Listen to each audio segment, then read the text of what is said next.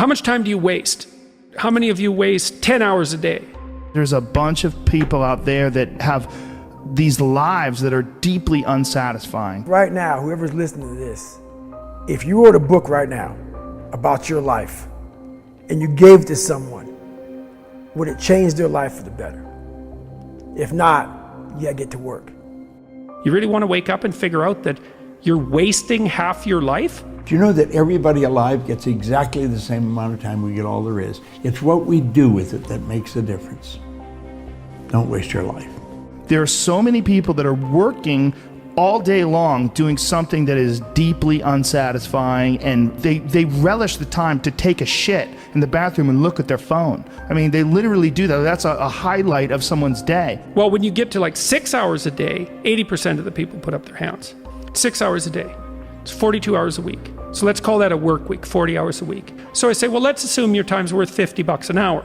If that's $2,000 a week you're wasting. It's $100,000 a year. It's like, what is that over 40 years? $4 million. It's like, you're rich. You don't even know it. Quit wasting time.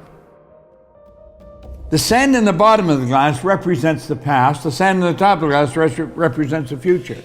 This is the way it actually is. You have no idea what's in the top of the glass. You only know what's in the bottom of the glass. The only thing we've got anything to do with is what's right here in the center right now. Everything else is an illusion, it's a myth, it's gone. We've got to give everything we've got right now. And people that are trapped in bad situations, one of the problems is you feel like this is your future. You feel like you're fucked and you can't get out of that. There's no hope, there's no light at the end of the tunnel, there's no rainbow. Look how undisciplined I am. I don't know anything. I can't use a schedule. I can't stick to a calendar. I don't have any aims. I don't know anything about the world. And if you feel like that, that alone can be incredibly defining and limiting. But if you look at yourself objectively and say, okay, I kind of am fucked here. I'm in credit card debt. I'm working in a shitty job. I don't like what I'm doing, but I have some ideas. I need to feed those fucking ideas. And I need to feed them and water them, and I need to set aside a certain amount of time every day to just try to make those things happen. You can do that. If for 10 years, if you didn't avoid doing what you knew you needed to do, what would you be like? Set your goals high. Quit thinking about what's wrong. Start thinking what's right. You have no idea what you're capable of doing. Make up your mind today, you're going to figure it out. Don't waste your time. And so if your life isn't everything it could be, you could ask yourself, well, what would happen if you just stopped wasting the opportunities that are in front of you? You'd be, who knows how much more efficient? 10 times more efficient, 20 times more efficient. That's the Pareto distribution. You have no idea how efficient people get. It's off the charts. You see an old person walking down the street, you go, oh, that person's always been an old person. No, that was a baby. That was a baby that became a 90-year-old man. There's a progression that you're not witness to. You don't see it. And that takes place in everything. It takes place in authors. It takes place in comedians and musicians.